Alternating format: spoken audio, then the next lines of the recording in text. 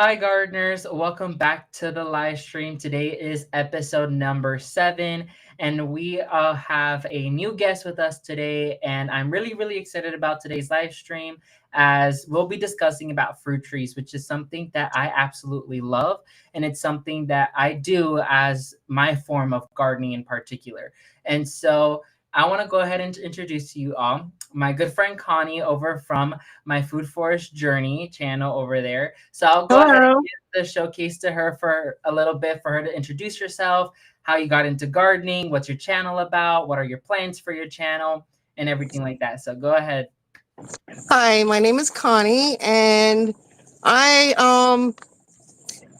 my when I was growing up, my great grandmother, she had where we lived. What I didn't know was a food forest. We had a pecan tree, we had passion fruit, we had mulberry trees, we had Suriname cherries, orange trees, tangerine. I mean, you name it, we had it. It was out there. When it was time to go out and play, we went out and played and drank from the water hose and ate from the yard. And I want to create that for my grandkids and for my daughter. You know what I'm saying? And a lot of it too is for health reasons. Like I have gut issues. So I know if I plant a lot of things that have to do that are gelatinous, like okra, or like behind me, you see this big old bell spinach back here, that I come out and snack on when it gets hot outside or make salads. They have big leaves on them and you can make wraps out of them and different stuff. But okra and just different things that would help benefit me and my mother because we have kind of the same problems, inherited problems and just make a healthier family altogether. So that's what got me doing what I'm doing. I have no knowledge in it. I'm not a professional. I've learned, like I've told Emmanuel, I've learned from him, David the Good, the Reed Farm and Nursery, Lonnie and his wife Kelly. I've learned from the Urban Harvest, and um, there's a ton of them. Jared's, I can name them all. You know, you got to give kudos where kudos go because I mean, even the Urban Harvest and Jera's Garden, you can get seeds from them, and they're local, more local to me. So I like to support local people. Yes, that's awesome. I actually came to know about Connie. Not that I feel like how you've been following for a little bit of time, and she's been Yes. commenting here and there. And then I came across her channel, and I was really inspired to see her. And then I came into contact with her because I always open minded to have both beginners, intermediates, professionals, everyone on this channel. And that's the main reason why I created this channel was mainly to have a scope that gardening is for everyone. And in this case, Connie is learning and just starting her gardening journey in her food forest. And I can already see you have a whole bunch of plants behind you. And Yes. so I'm really proud to hear that you've been already starting. And the whole point of food forest is not only to create a sustainable garden, especially here in Florida, that we deal with so much heat that we cannot bear it ourselves, but also to find medicinal stuff and things that are for beneficial for us. I've made multiple shorts before on medicinal plants you should grow. I've made videos on medicinal plants as well. And so food forestry is not only about the fruit trees and the rare exotics, but also about the things that can benefit us. If not almost all the plants we grow have some type of beneficial factor in them, whether it be gut health, heart health, respiratory health, anything you could think Cholesterol. of. Exactly. Everything and anything you could think of. Almost every plant out there has some type of beneficial factor mixed into it. So in today's video or live stream, we'll be covering more on the spectrum of fruit trees because fruit trees, if you go ahead and we think about it, fruit trees are way more harder to grow than regular herbaceous plants as they can require certain things more, a little bit more care, a little bit more of maintenance, let's say, because they are more hardier plants to grow.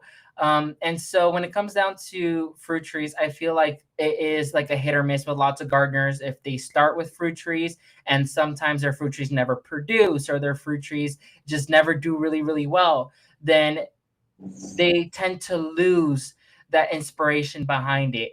And so I definitely would say that it's a topic we could discuss about. And so I would love to hear your experiences on fruit trees, Connie, and what fruit trees are you growing. The very first question we'll start off with is, what fruit trees are you currently growing in your backyard? Okay, well, it's the front yard. My backyard belongs to my dog, and I let her take over the backyard. And she's a Great Dane, so if I try to plant anything back here, it would get trampled. At this part, I actually have a fence around. But the first guild that I did, I I wanted something that would be low acid, something that would be beneficial, something that would grow in Florida.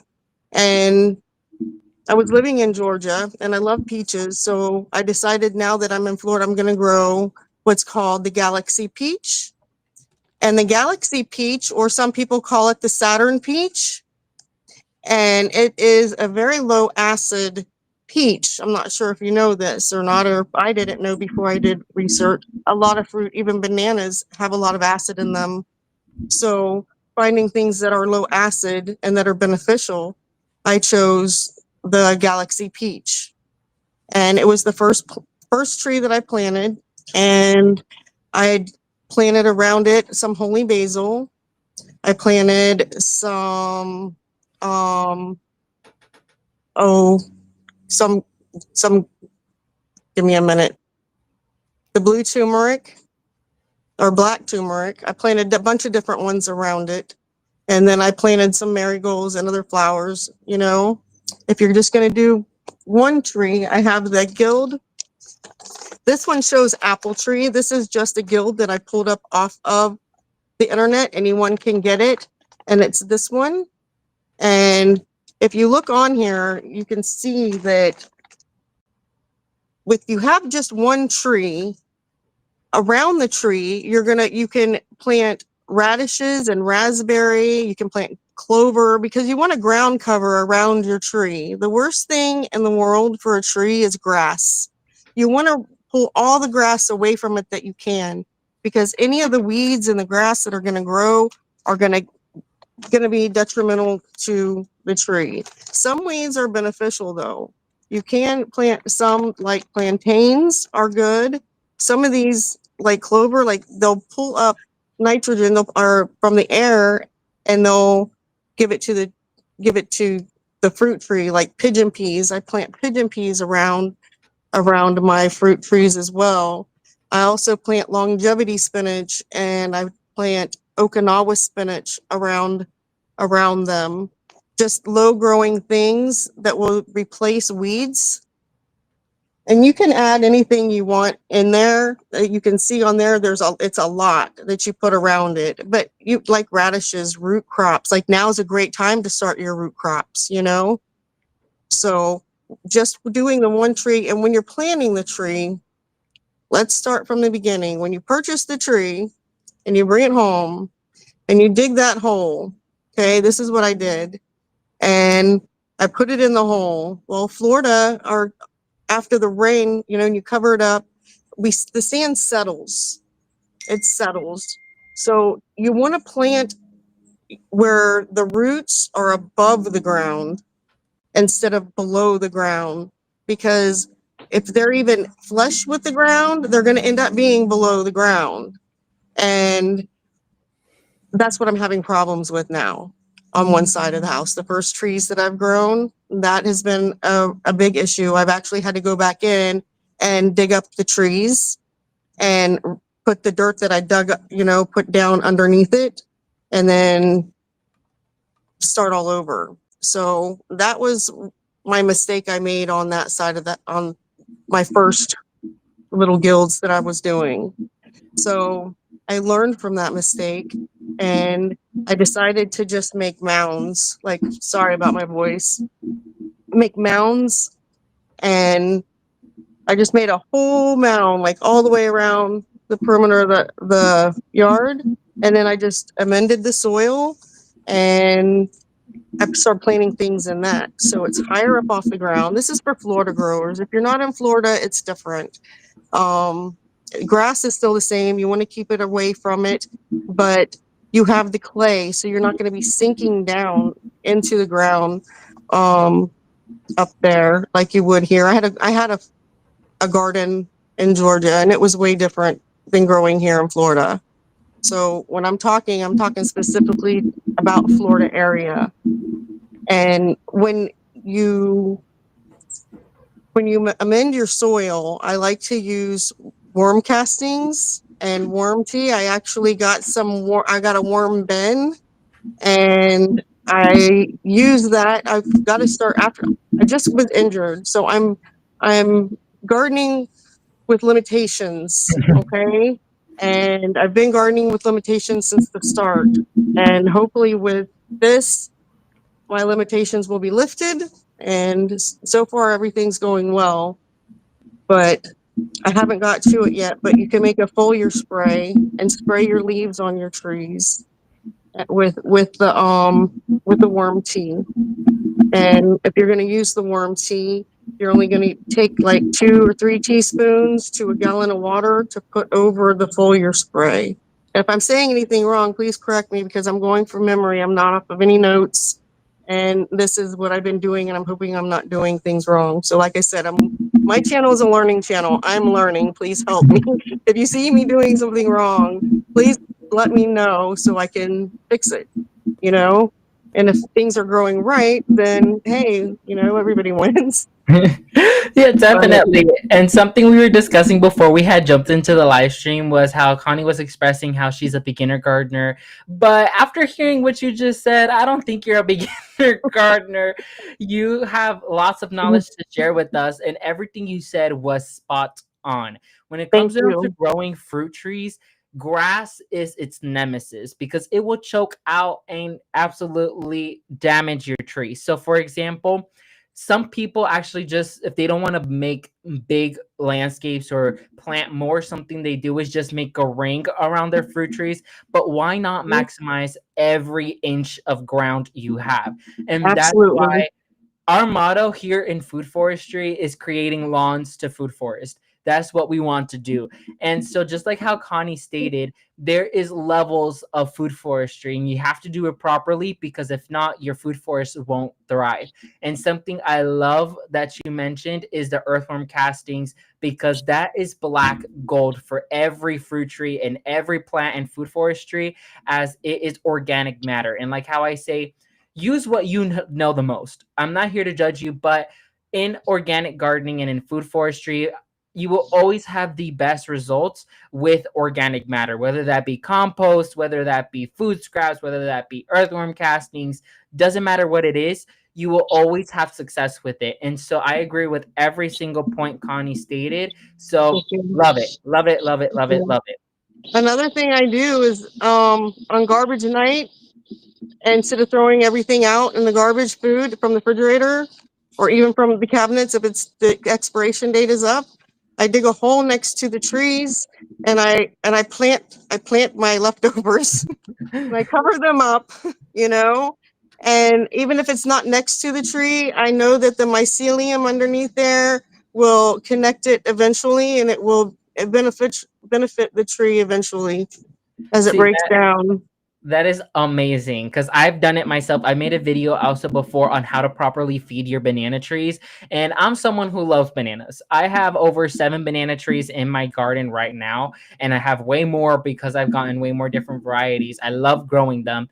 But they're huge, heavy feeders, just like any other fruit tree. And just like what Connie said, instead of throwing out those foods that are packed with those good minerals and when they decompose that nitrogen and all those good stuff, dig a hole next to your fruit tree. Don't be afraid, don't be embarrassed, don't be ashamed. Dig a hole next to your fruit tree. Doesn't have to be exactly touching the tree, if not a little bit away from the tree.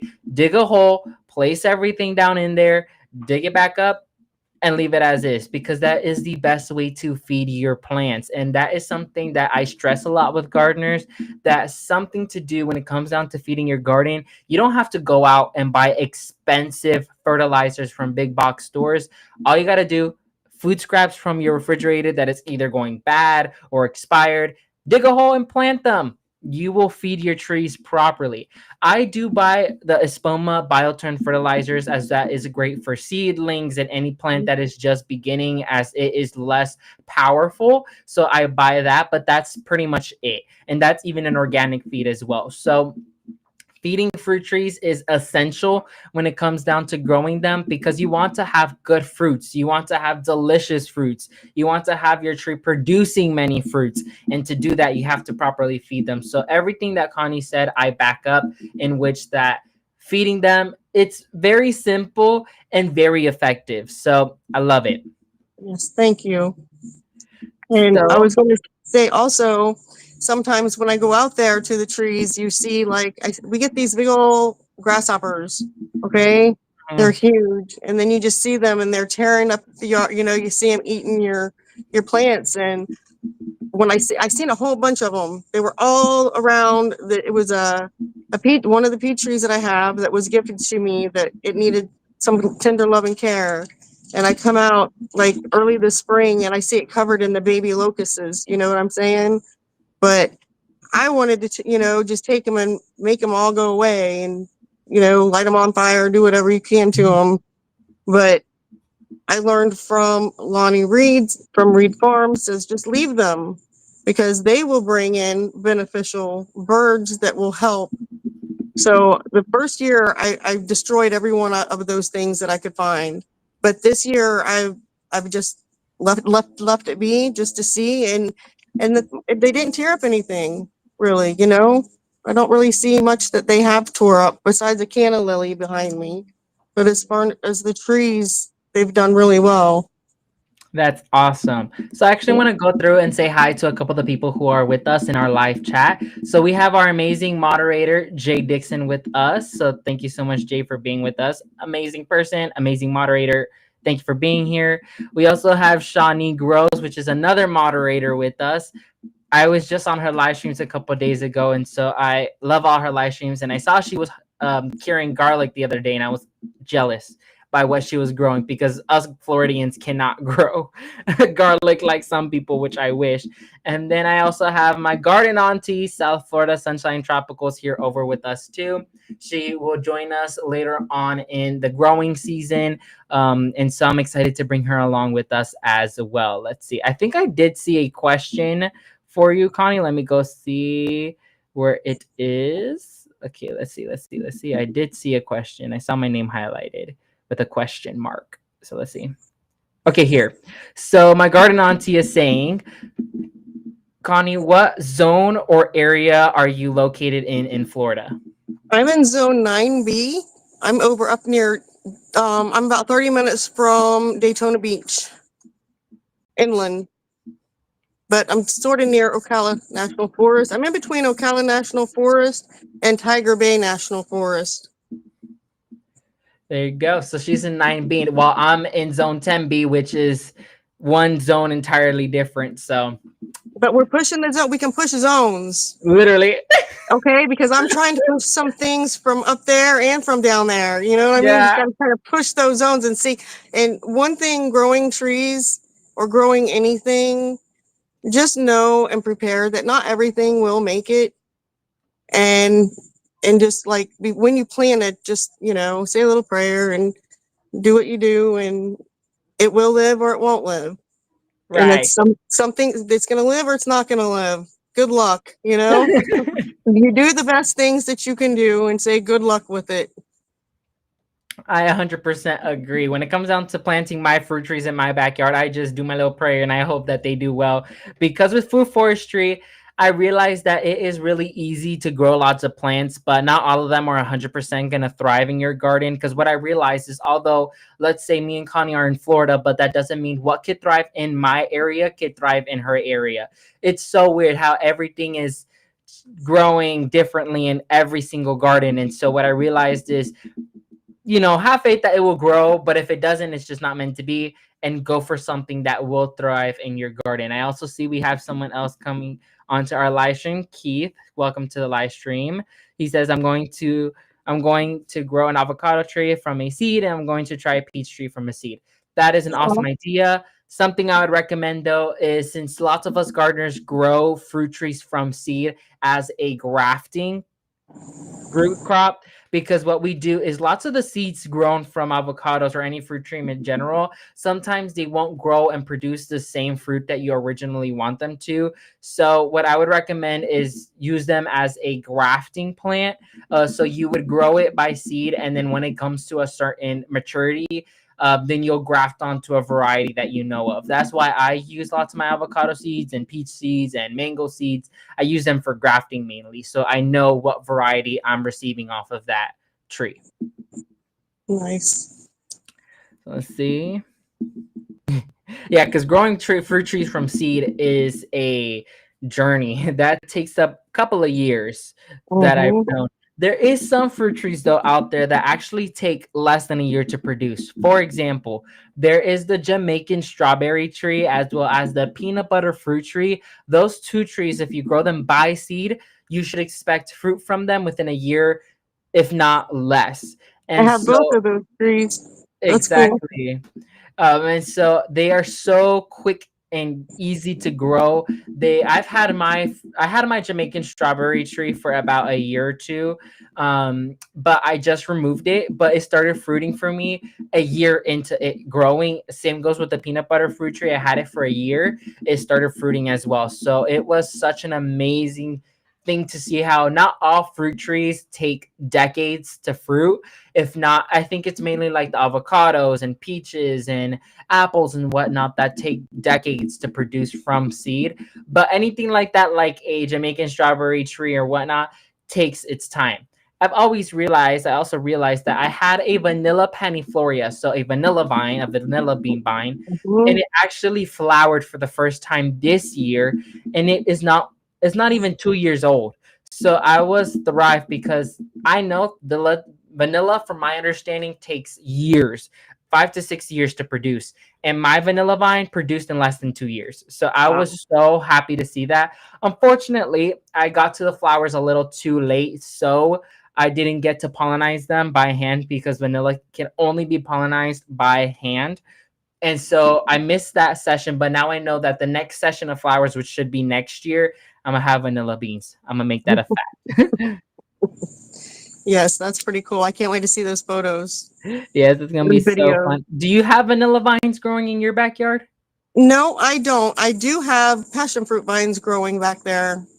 I do. Vanilla vines after next year.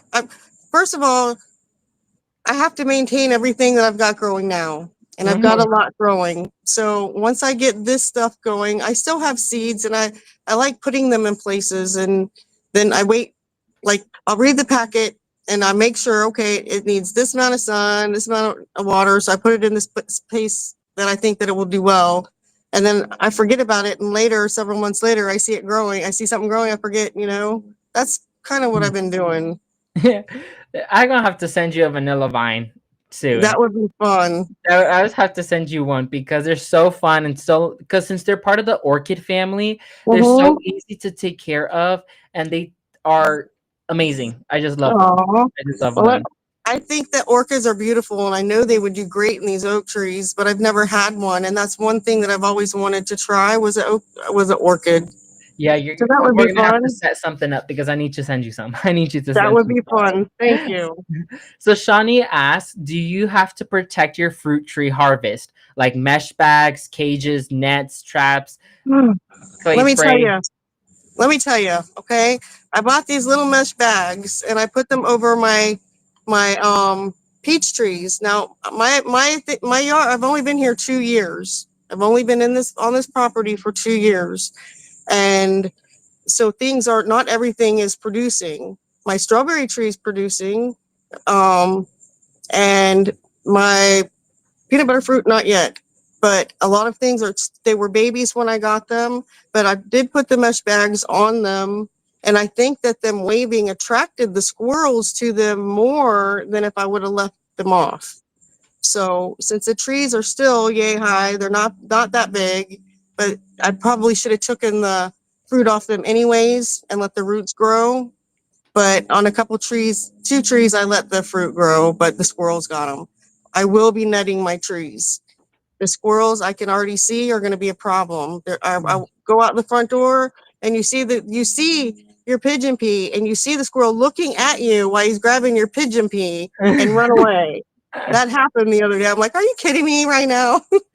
So yes, protection is going to be needed. I'm not sure what kind of protection. I know that it's going to have to happen though. I got my cat, but my cat's just not doing enough. Got to figure something else out. Netting. I seen another yard driving to my son-in-law's house, and on that back road there was another. I seen another food forest. I knew it was because I seen everything. All the trees were covered with Mhm. mesh bags of some sort. So that is definitely what I'm going to have to be doing. My neighbor grows some pineapples, and she showed me her pineapple where the squirrel had gotten in it or something. So yeah, there's a lot of issues, but Wow. I'm gonna win. Yeah. I will win this battle, or I will at least give them enough food to eat with everything that at least something will be left for me. Yeah. So Yeah. And we'll I see how that actually goes. love peach trees. If not, peach is my favorite fruit of all time, and I've always wanted to go ahead and grow some peaches for myself. However, I have three peach trees, three, and never have I had a fruit from them. This year, I had a tree that produced a fruit tree, or some two peaches, but they fell off, and Oh so no! I am so dying to get some Right. peaches from them because I have a Prince tree, a Snow Beauty peach, and I forgot the other one, but I have a Tropic Beauty, I think it's called. Um, tropical snow peach. yeah, there you go, there you go. I want them so badly, and so I really been trying. I have some in containers. I have one in the ground. They all have flowered, but they never like they've produced many buds, but then they stop Mhm. there. So I Why don't do know you what think I'm that's doing wrong. happening? What's happening with that? We got to I figure have that no out. idea. Yeah. What do you do with your peach trees? Because since I know that you had some peaches, Mhm. I want to know what I could possibly doing wrong because I've grown them in different parts of my garden. I have done multiple different things, but I've never had success with them. So I want to know, what are you doing with your peach trees? Like, give me a Well, rundown. well, first of all, I buried them too deep. Okay, so maybe bury them a little deeper and dig them back up. No, they produced before I knew they were too deep. So all I did was I put them in the ground, and I put azomite. I keep azomite. But I'll tell you something, before when they're flowering, when they're flowering, that's when you want to put azomite. Azomite has a lot of trace minerals in it. So I put azomite on my trees along with the blood mill, the bone mill, and if the fruit tree, the regular like organic. I use all organic. So whatever I use, and I buy whatever's cheap. So that's why I'm not naming. So if it's whatever's cheap and whatever is organic, whatever that is, that's what I use. And um just like the all-purpose fruit tree fertilizer, and I put my leftovers out there, and that's it. That's probably what I have to do more often because my trees, they can look so healthy, but then comes a period of time like now where it's super hot, where the leaves will burn a little bit, they'll start dropping. Mm-hmm. But come the springtime, they will flush out like nothing Yes. has ever happened, and that's when they will flower. But I am trying to do everything possible because I love peaches so much, and they're expensive in the store. So I They am trying to are. grow my own. I Um, know. and so any tips would help. So I definitely probably I need to feed more. That's probably what I'd have to end up doing because Right I need before me they some peaches. bloom, right before they're blooming, it nourishes them going up to produce rather than down in the roots. And I know people say like when the moon is full is when all the sugars go up to, because it's full of sugars, it's like the sunlight, it draws up to the top. And so like when the moon is the high moon, it gets more light that way too. So everything's going up. So maybe try it. Well, I've not done it, but I'm just trying to, brainstorm. It might be something. Probably, Try it. I do. I try everything. Might work. definitely. You never know. I I mean, agree with my it grand makes auntie. sense. It makes sense because the sugars go up, right? And if you fertilize it, then that's taking all the good nutrients up with it. But you got to remember, it takes time for that to break down in the soil. So you gotta when you see your fruit trees fruiting, that's when you want to put down the fertilizer. You can't put it down when it's full of blooms. You know what I mean? Yeah, Because you have to give that nutrients time to break down and get into the soil. But azomite, it's a little smaller and you can just put it on. But I do trust azomite as something that helps. definitely. And I agree with what my auntie South Florida Sunshine Tropical says. Connie, you are no beginner. You know a lot. Thank you. And I I watch a agree. lot of I watch a lot of I watch a lot of your shows. I learn a lot from you, okay? Thank you. So what I I know definitely you're agreeing with because I've learned from you. we come to learn about a lot when it comes down to gardening. And I've been in the industry since I was 7 years old. And so I've been, of course, I learned a lot over these past few years, and both in the medias and outside the medias. I've learned a lot. However, it's always fun to see the community of gardeners that we have that are true gardeners, because I've also realized that there's some gardeners out there that just do it for the channel and for the monetary purposes. But us gardeners who like Connie, myself, David the Good, and everyone in the chat who has a channel, we all do it because we have a passion and love for gardening truly, and food forestry in general, because we Mhm. love growing our own food. We love having our hands in the dirt. We love absolutely everything about gardening. And yeah, sure, there's some downfalls like weeding and whatnot and dealing with that Florida heat, but it's all worth it at the end of the day when it comes down to those harvests. I absolutely love harvesting. I love showcasing all of you guys what I harvest.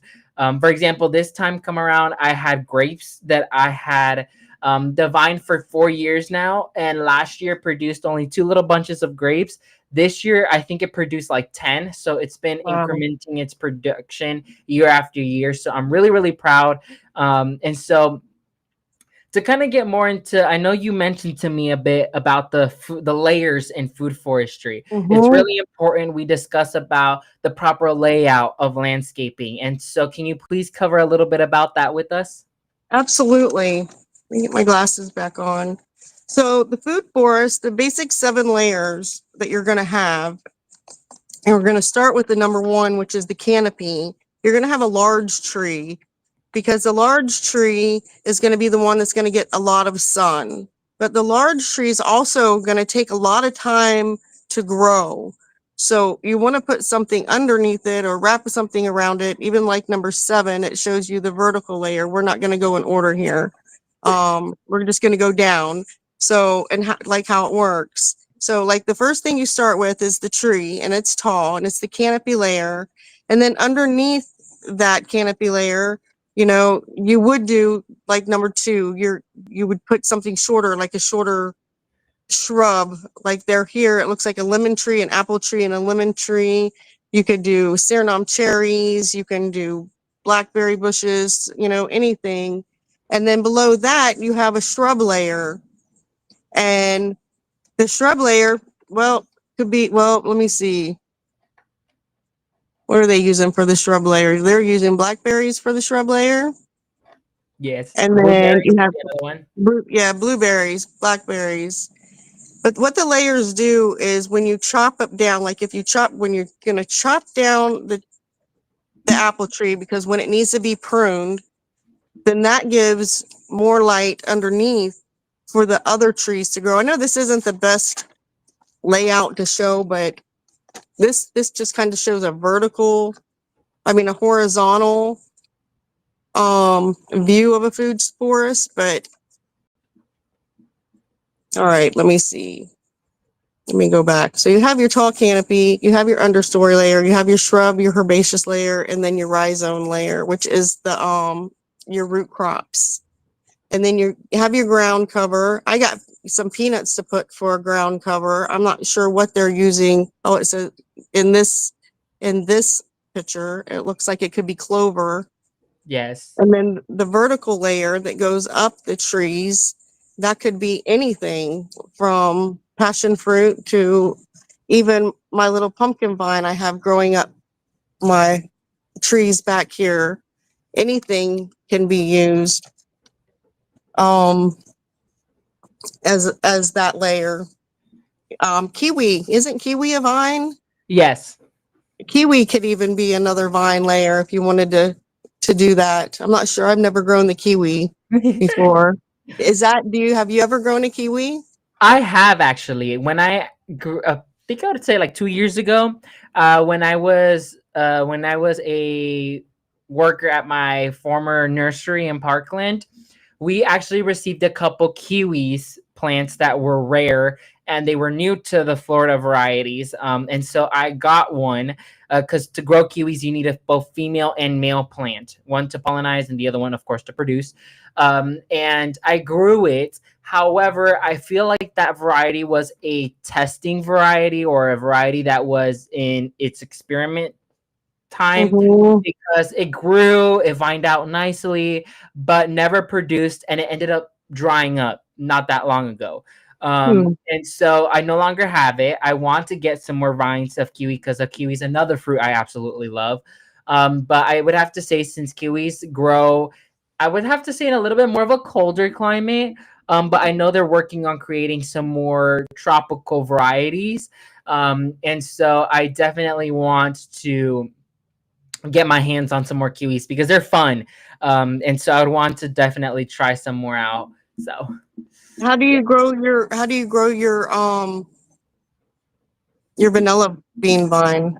So my vanilla bean vine, just like an orchid, does well underneath any type of canopy, like how you mentioned. However, mine's is actually growing on a fence, and Okay. it's actually a plastic fence, and surprisingly, it's attached itself to it. Oh, And it's in a shaded area because the vanilla requires shade to grow properly, and so. But I would recommend it being on a live structure, so a tree. That's what I'd recommend it mhm. growing on, and so that's where it could get like the water runoff from the tree, and it could get some nutrients shared from the tree when you feed it as well. So I would say growing vanilla would be preferably on a canopy layer. However, if you have a wooden fence, you could grow it on that as well. Or surprisingly, if you have a plastic fence, you could also grow it on that as well. But it Right. has to have like holes in it. It can't be a solid plastic fence because it won't attach itself to it. But realistically, you could grow it on a trellis, on almost anything. But I would prefer it to be on a live Yeah. structure. I could grow it right back here. Right on one of these Exactly. ones. Yeah. Cool. We have the Wickershire Project off grid with us today as well. Make sure to go check him out as well. He has an awesome channel as well. So let's talk about. I know before we hopped onto the live stream, you also had you wanted to discuss a little bit about the seed starting trays. We're gonna Yeah. go a little bit off topic from the fruit trees, but I want to discuss the seed starting trays as well. Yeah. This is all beginner stuff, right? Even for even.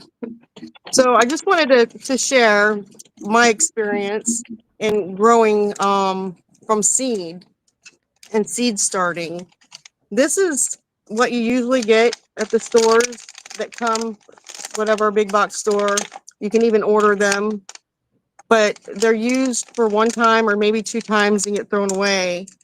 These I ordered from Epic Gardening, and these are solid. Like this right here, this is just gonna get blown away and it's trash. These, they're solid and they work great. And I didn't water from the bottom before, but when I use these, they have these holes in the bottom. You just put your finger straight up there, put my pinky or pencil, whatever, straight up, and it just pops right out. And they're awesome for starting anything, anything you want. Any seed you want to put in there, put some good soil in there, seed starting soil, and they work great. And feeding from the bottom, you're not worried, you're not conscious so much about, did I water my plants, did I water my seedlings? They're, you know, automatically that they're going to get water, and all you got to do is look and see, is there water in the bottom of your pan? So I do suggest these these ones right here, or they have different sizes. So you can go on to Epic Gardening and you can look and um see what they got. I think they come and get different colors too now. I think they have them personalized for different colors. I bought these a couple years ago when they first started. Yeah, And definitely. I've actually, if many of you guys don't know, I actually became an Epic Gardening ambassador. This year, I was invited from his team to be a part of his team. So, if you want a little discount on the seeds trays, you can use my discount code, the Ultimate Gardener 5, for a discount on your order. I think they actually just announced that they are coming out with pink trays, if I'm not mistaken. okay, The ones I use is the 6 cell trays because those are slightly bigger and better yes, for bigger type of seedlings and they could last longer. And like how yes, I was discussing with Connie before we jumped onto the live stream was they're so convenient because of the fact that they have that huge hole in the middle or in the bottom. So you could just pop them out with ease without disturbing the roots so much. They are perfect for well draining as well because with seed starting, you cannot have them sitting in water. So you have to have good drainage.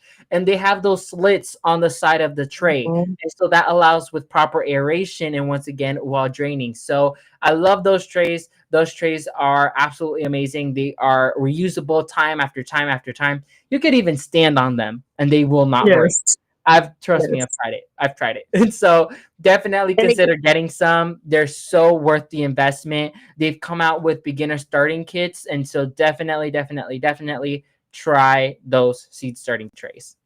I like the slits. I know you said aeration, but it keeps them from getting root bound, going round and round. Wherever there's slits where they can get air, they just stop growing. It's weird. It's crazy, but it works. It's Science. awesome. It's awesome. It's absolutely awesome. I'm absolutely love it. And Yes. they're coming out with other products. For example, I made a video not that long ago. If Jay, you could go ahead. I think that was actually the last video I did.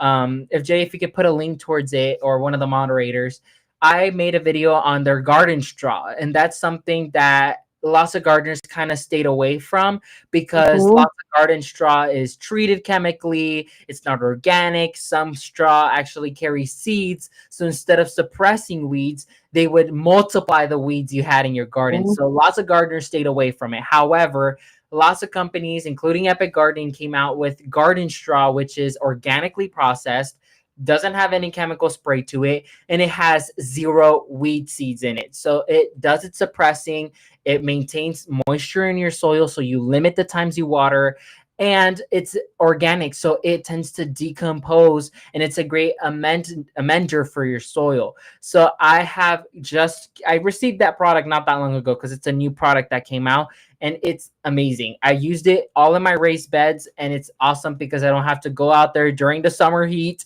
and water during the day. And so it's just something I love doing, Yes. especially with mulching, because when it comes down to food forestry, one of the biggest things we deal with here in Florida is sandy soil. And so we have to find ways to alternate that soil from that gray substance to rich soil. And by doing that is by mixing. I've done it before where I've gotten wood chips from a local arborist. They've came and Mhm. dropped a truckload for free, and I would go through mulch the entire garden, and then it would decompose. And now my soil is that deep, rich soil. I barely see any sand. So I would recommend going through and doing so if you need to do so as a good mulch. Do you mulch your garden, Connie? I do mulch it, and I mulch it with leaves from that I can get from the yard that fall from the oaks. And a lot of people tell me your fruit trees aren't going to grow under all those trees. It's too much acid.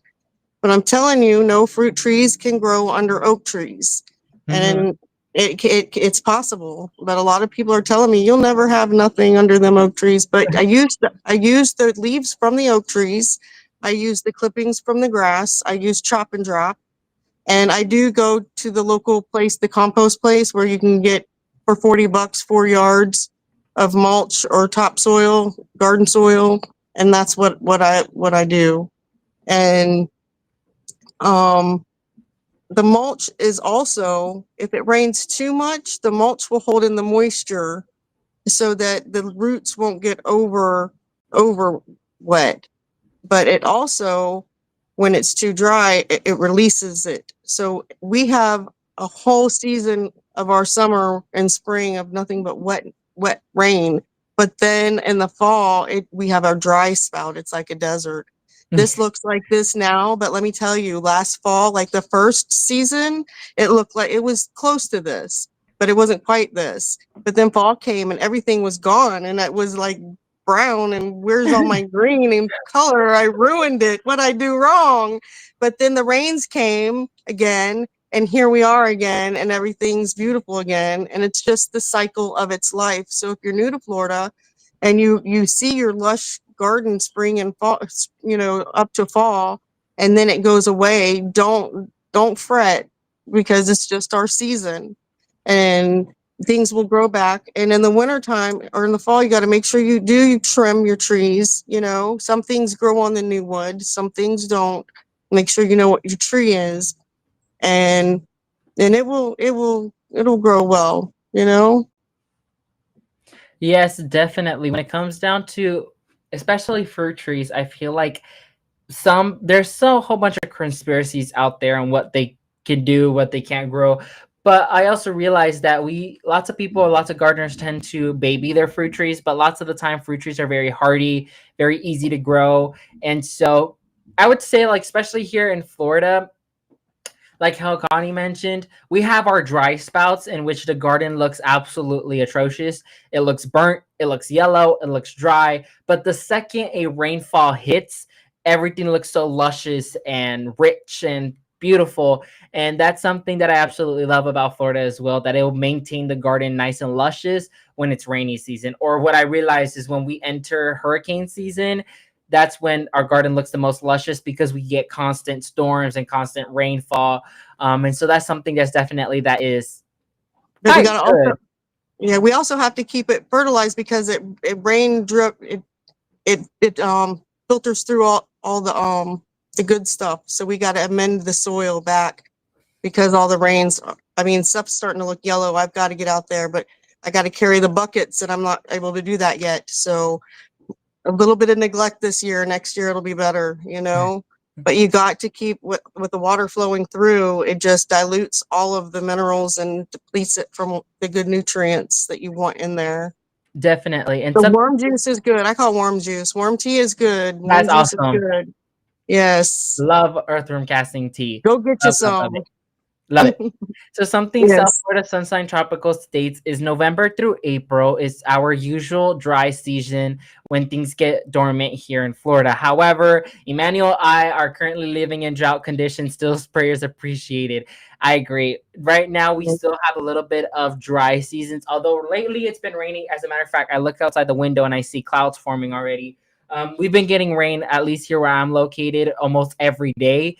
And so my garden has been picking up from that dry season. So I'm hoping, Carol, that you have rains, showers in your garden because you need it. The garden tends to look very bad when there's very dry and very Oh. dry, because also the soil gets very bad and very dry and flaky, and even it could get to a point where it becomes hydrophobic, where it means that Mhm. it does not seep or suck in water. So Yeah. Shawnee also has a question. Do you grow any plants for just chop and drop?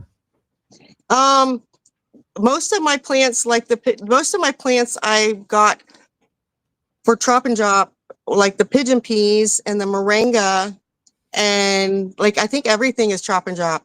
I think I got everything that was for chop. Like I even got bamboo. Like everything I use for chop and drop. The That's canna definitely, lilies. yeah. I grew canna lilies just for the chop and drop, There you because go. they're full of nutrients and stuff. So absolutely, even this stuff back here. But the bell spinach is good though, because it's like the cassava. If you just lay it down, it will grow up from it. Yep.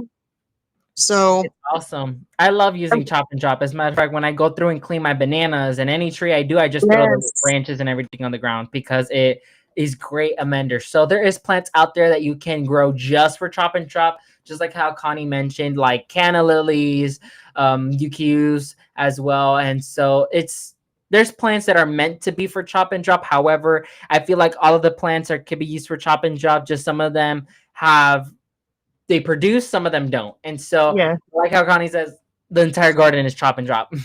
But I mean, but like with well, I can't let things grow to their regular height here, because I am in a neighborhood, and I don't want it to get so overgrown. I still want it to look maintained, kind of. Mhm. So I'm actually the mound that I put around the perimeter, instead of putting a fence up, I'm doing a live fence. Is kind of what I'm doing. So I have the berm going all the way around, and some of it's going to get chopped because it's going to leave room for the other, like the pigeon peas and the cassava. The cassava is out there growing, and that's chop and drop. But it also great makes for a great fence line, you know, Yeah, definitely. And so when until the other stuff grows up that takes time to grow, you know. yeah. And just like how I say, when it comes down to food forestry, not everything has to be crazy in food forest. Like, I also like my trees maintained. I like it to be organized, but as a food forest, if that makes sense. And so Yes. that's where chop and drop comes into play. Something Shawnee asked is, what did we eat or are we eating or harvesting from the food forest this month?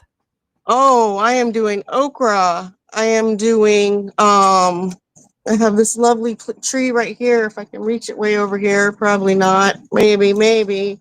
Right here, I get all kinds of salads. This right here is the cranberry hibiscus. Um, This one, and the leaves are really good on it. It tastes kind of citrusy, but it gets flowers on it too. I'm getting all my salads from it, from the garden. But tomatoes, Everglade tomatoes, um, blackberries, got some blackberries, my first harvest. I got some the strawberry tree. I'm picking nightshade berries, the edible ones, because there are some that aren't edible, but there's one, it's called the nightshade berry, and it's little round black purple berry. And I harvest that, my moringa.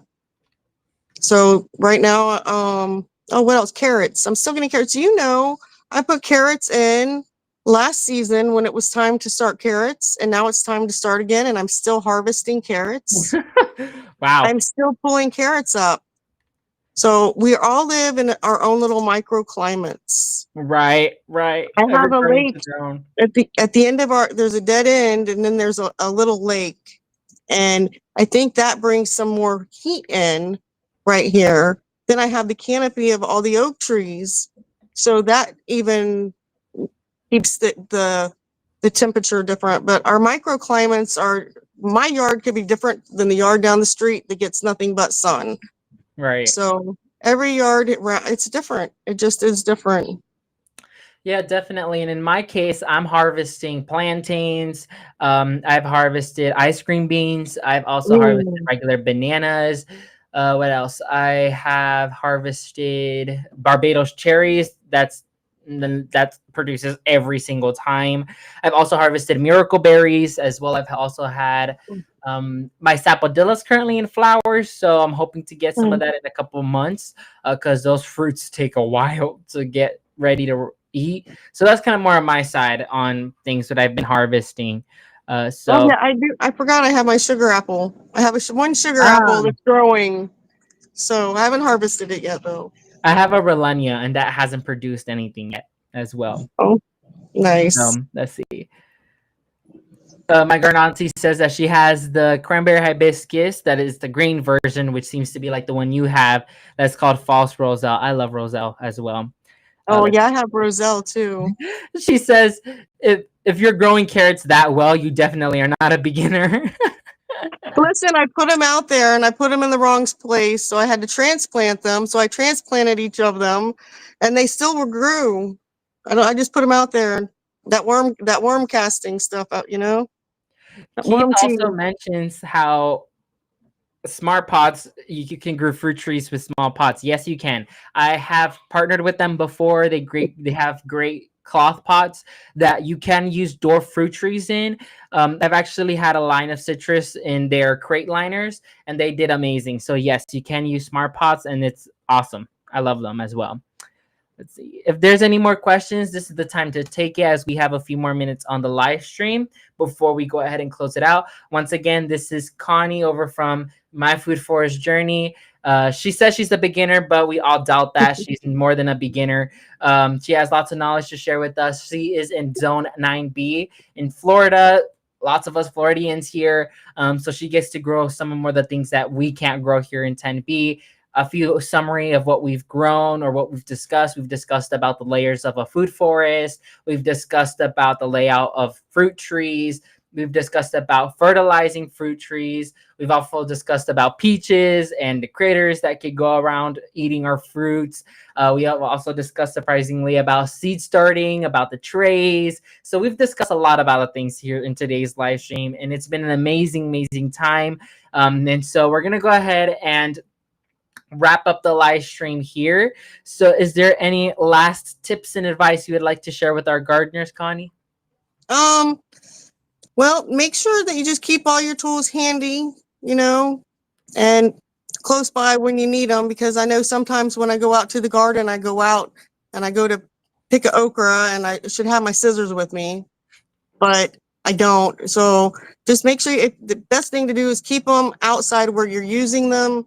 That way they're there when you need them, and stay hydrated. Definitely. It's And hot out there. it's super hot out here. Be hydrated. You have no choice unless you want to pass out in the garden. Yes. Be hydrated. Be hydrated. Alrighty, so thank you once again for everyone for joining us. Let's go ahead and see who were our top fans for today. So at number 1, we have my garden auntie, the South Florida Sunshine Tropicals. So make sure to go check out her channel. She'll be joining us later on in the growing season. Number 2 was Keith Rods. Thank you for joining with us. And number 3 was our moderator, Jade Dixon. So thank you all so much for being so involved in the chat. Thank you everyone who has joined us and had asked questions. Make sure to go check everyone's channel out, from Shawnee Grows to Connie's over at My Food Forest Journey, at South Florida Sunshine Tropicals as well, the Wickershire Project Off Grid as well. All amazing channels. We're all developing channels as well. And like how I mentioned before, if you have not voted on the poll I posted in my community post, please do so, because we are actually, let me check, 1 subscriber away from 7,000 subscribers. And Oh, so wow. I will be doing a giveaway at then. And I think the selections I've done was either giving away a blue turmeric, prickly pear, sisu spinach, or potato mint. So from those, I have a post going up. Choose which one you would like to be given away. So then by the time we hit 7,000 subscribers, we go ahead and do a giveaway for you all. So make sure to go vote before it's too late, because then we want to make sure everyone's vote is counted. So I voted. yes. So thank you once again, Connie, for joining with us on this live stream. It was an amazing time spending with you. You have lots of knowledge to share with us. So you're more than a beginner to us. You are a gardener. It's been sealed. You are more than a beginner. So definitely go check out Connie's channel. Everything you need to know will be in the description box below. So make sure to go check everyone out. Thank you, everyone. Make sure to join us for next week's live stream, the 20th, in which we will have Nick Rust, I believe. Yeah, Nick Rust, which we'll be discussing about orchid care. And he has a whole bunch of knowledge to share with us about orchid care. He is the type of gardener who does a lot of those rare and exotic breeds of orchids. He breeds his own. And so I asked him to be on the show to discuss about those rare and exotic aroids. So I'm really excited about that. So definitely tune in for that. So we'll see you guys on next time in episode 8 of Growing Generations podcast. Thank you all.